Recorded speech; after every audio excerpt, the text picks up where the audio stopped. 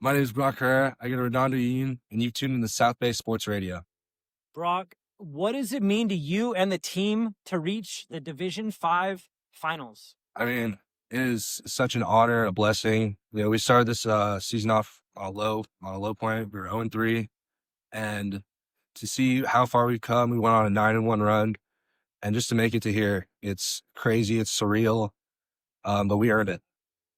When did you realize this group had the potential to make a run like this? No, honestly, I'll say after week 3, when we started 0-3, and just to see the atmosphere at practice in the locker room and, lifting weights, to see that no one backed down, but everyone still wanted to be there. Everyone still wanted to compete. And we were in our group chat talking to each other saying, it's going to be such a great story when we go 0-3 and then finish the season off with a championship. What's been the biggest challenge either you or the team has had to overcome this season? Definitely starting 0-3. It's tough to put yourself in a hole like that. We didn't even know if we were going to make playoffs at one point. After we lost to Torrance, we were 2-4. And after that, we said every game is a playoff game. It's a must win. How do you describe the mindset in the locker room this week heading into the title game Saturday? We're so confident, but we played against some really great teams these past few weeks, and we've earned that confidence. As we keep saying, we have a reason to be confident going into this game, and we're ready. One moment from this playoff run you're not going to be able to forget. Probably just beating Torrance that first game, because we lost them in the regular season, and we were the 16 seed, beating the 1 seed. And that just kind of showed me and the rest of the team that we're different, we're special, and we're going to make an impact this year. First time since 1944 that this team has a chance. Going back into history, what does that say to you for all the fight that this program has been through, especially somebody like Coach Ellison? I mean, Coach, I give all the credit to him. He's the guy that's in here early, putting in the work, watching the film, putting together the schemes. But I mean, it goes back to, we speak legacy. That's our big thing. What is your impact going to be? How are you going to be remembered? And to be remembered as the team that got past the semifinals for the first time in 10 years, to be the team that got to the championship for the first time in 81 years, just legacy. That's all. Rio Hondo Prep is undefeated. They're a 2-time defending champion, Division 9 and then Division 7. How much are you looking forward to Saturday? I mean, we already knocked off an undefeated team this year, and it's just fuel to the fire. We're really glad that we get to play at such a great team like Rio Hondo. We know they're going to put up all game. They're a great team, 13-0. It's going to be a great game, and we're still really confident. Thank you, Brock. Ausmus, Redondo Union. Bo, how special is it to be practicing the week of Thanksgiving? It's something, only a few teams get to do. I like to say Thanksgiving is the football holiday.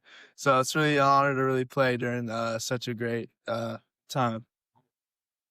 What's one thing that stands out to you about Rio Hondo Prep and the challenge they present?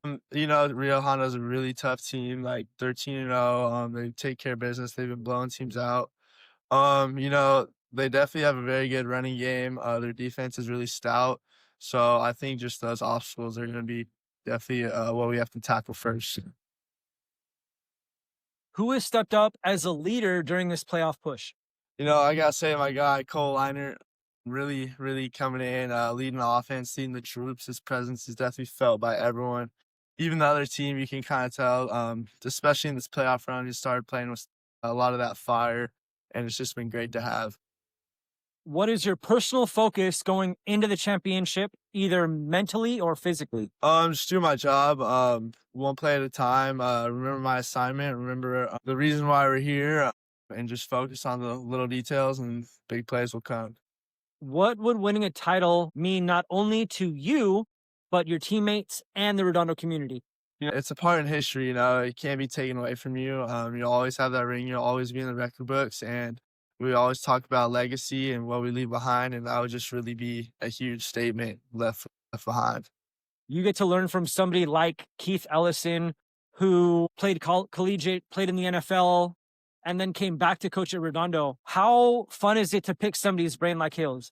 I don't think there's anyone who knows the game better than Coach Keith, especially someone who's done it at a high level, firsthand experience. He's always going to do the best, put you in the right position, do what he can, and give you any pointers and everyone trust his word because he's been there and done that for sure. You play running back, you play defensive back, you also get time on special teams. If you had to pick one favorite position, what would it be? I'd probably go somewhere either running. I'd probably go somewhere on defense. You know, I like making defensive plays. It's kind of growing on me for sure. And I see myself as a defensive player. So There we go. Oh, Ausmus, thank you. thank you. Keith Ellison, head coach at Redondo Union High School, and you turned into South Bay Radio. Coach, what does reaching the title game mean for the program? I mean, it's a lot. It's been almost 80 years, I think, since we've had this opportunity. And so it's great to, for the kids in this program right now, for all the alumni, people who've been a part of this, you know, a lot of people put a lot of time and work into this program, and I hope everyone's enjoying the season. What has impressed you most about how this team has grown since week 1 until now?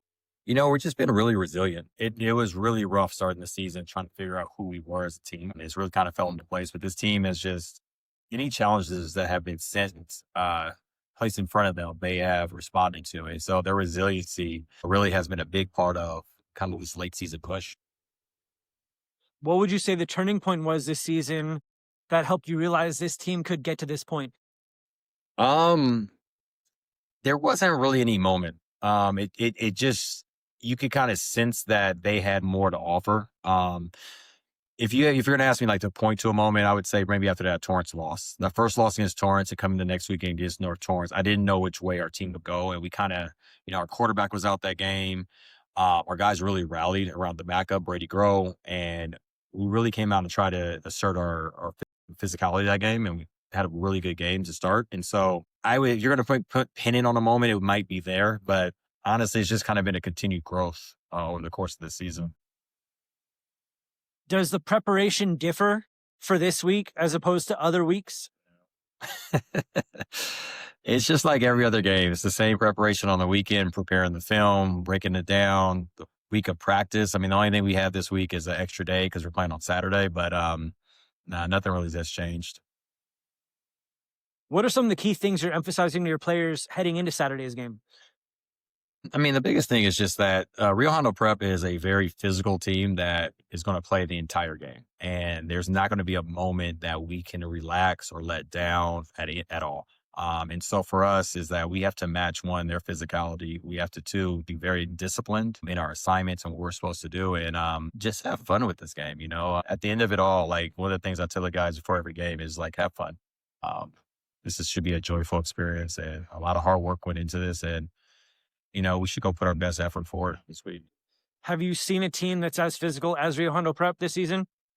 Yeah, there's been other teams as physical as them. I haven't seen a team as disciplined as them. They are like a well-oiled machine. They are on it. They know exactly their assignments. They rarely make mistakes, mental mistakes out on the football field. And we're going to be at the top of our game this week. Who would you compare this team to on your schedule? They're their own team. I mean, it's a reason this team has won back-to-back CIF titles. They're in the CIF finals for a third year in a row. There's no one to compare them to. They are definitely a unique team in the best way possible. And I've really enjoyed watching them on film, just as how hard that they play and the intensity and just, again, the discipline of them. Hats off to their coaching staff because they've done a great job with that. What challenges does a team like Rio Hondo Prep present, and how do you prepare to match them, aside from that physicality and discipline? You know, they do a lot of different motioning and formations and plays on offense. So there's just a lot that goes into trying to figure out exactly how they're going to attack us. Defensively, they have guys that are all over the field that are just relentless as they play. And so dealing with a team that plays with that high level of energy it can be intimidating. It can be daunting as you get in the game. And so for us, as a team, or what I try to teach our guys or try to talk to our guys about this week is that we have to match that. Like, we have to play just as hard, just as consistent on every play as they do with it. How special is it for this team to be practicing during the week of Thanksgiving? You know, I just finished practice and I told these guys, you know, I think there's 360 something teams in the Southern section and only 28 of them are practicing and playing this week. And so the goal every year is to get that practice on Thanksgiving. And it means you're one of the last teams around. And this is great. This has been really cool for us to go on this run. It's been really great for the community. They've really rallied around this football program and this team. And like I said a little earlier, like I'm happy that everyone gets to kind of experience in this ride, this success. Having a home game here for the title game is going to be pretty special. What do you want your players to take away from this journey, regardless of Saturday's result? It's the same thing. Like I talked to them, I want to take away, and every season, every year I've coached the guys, is that there's more to football than just the wins and losses.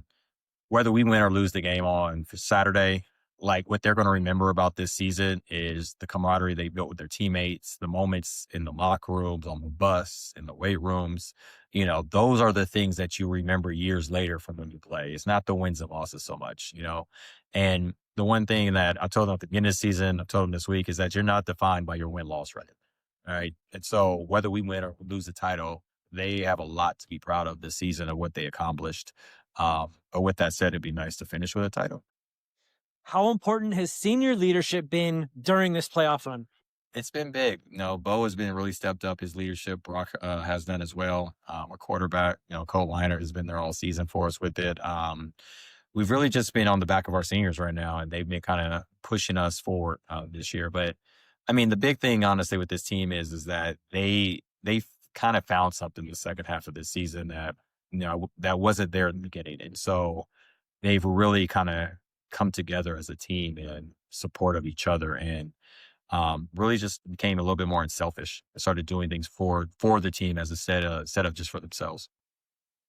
What message do you have for the Redondo community as Saturday approaches? Just looking forward to everybody come out to the game on Saturday and cheer on the Seahawks.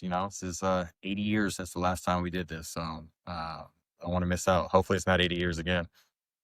You're a history teacher. What are some things that happened in 1944, aside from Redondo finishing off a 3-peat? We're in the middle of World War II at the time, so I got that going on. I mean, it's starting to wind down. That was the biggest thing happening worldwide. Yeah. Funny thing about the Redondo championships at 43 and 44, that they actually didn't have a playoffs because of the war, and so they just awarded Redondo titles. So 42 was the last actual championship game. Yeah. Okay. You were a 2-time champion here at Redondo as a basketball player. How much do you lean on those experiences when you're talking to the players about playing in games like this? Not really much, to be honest with you. Like we've treated every game, playoff game, regular season game, the same. You just prepare, figure out who the team you're playing, and you go out and do the best that you can out there. So whether it's a championship game or game one, I don't think the preparation necessarily changes. The big thing for the guys to realize is like the field stays the same. There's still 11 guys on offense, 11 guys on defense. It's still this, like nothing has really changed, just the circumstances around it. And so for them, for our team, this is like, we prepare like it's any other week. I want to go back to last year. When you learned that Cole Liner was transferring into Redondo, what did you know about him, and what were you not necessarily expecting, but excited to see what he could bring to this program? To be very honest with you, I knew nothing other than that he was the son of Matt Liner. Didn't even know he played football, had no clue about him. And so to answer your question, to be quite honest, like he showed up at Redondo. Like that was the first time I ever talked with him, met with him. I had no real expectations at all when he came in. But it's the same thing I have with any player that comes into our program, is that I'll evaluate you when you go on the field, and we'll see what you can do and how we can use you properly. And so after seeing him out on the field and kind of going through practices, you realize he has a great arm. He could run. He's very athletic. He's a smart kid. He's tough. So when it's like last week, with coming back in the game after getting hit. And so he's really stepped up, especially for us this year. I mean, the best thing about him, honestly, is that he just does whatever is asked of him with us. And, he easily could be throwing the ball 40 times a game, but that's not kind of how our team is built. And so he's bought into, I'm going to do what's best for the team. And you can't ask for a better quarterback or a better leader to do something as such. How big is the trench play going to be come Saturday night? Oh man, it's I think that's where the game is going to get determined. Like, can we block them on the offensive line, and on the other side of that, can we stop their run? And it starts up front. I'm very confident in our O-line and D-line right now. They're playing at an extremely high level, but Rio Hondo really does present some problems for us that you would expect out of a back-to-back tell you. Thank you, Coach.